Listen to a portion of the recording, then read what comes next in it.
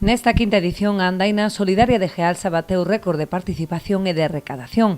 Preto de 1000 persoas sumaronse a este evento que, ademais da súa vertente benéfica, contribúe a dar a coñecer as paraxes naturais máis emblemáticas de Boiro.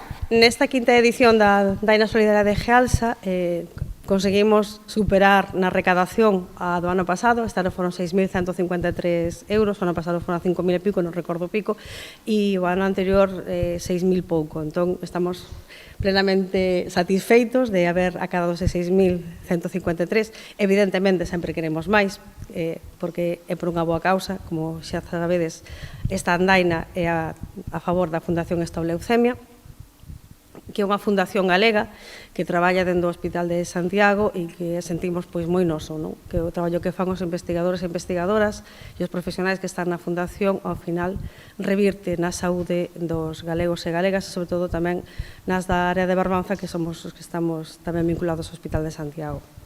A recadación, en total 6.153 euros, foi entregada ao Grupo de Investigación en Hematoloxía Computacional e Xenómica que a Fundación Stop Leucemia ten no Hospital de Santiago, traballando na mellora das terapias e tratamentos contra este tipo de cancro.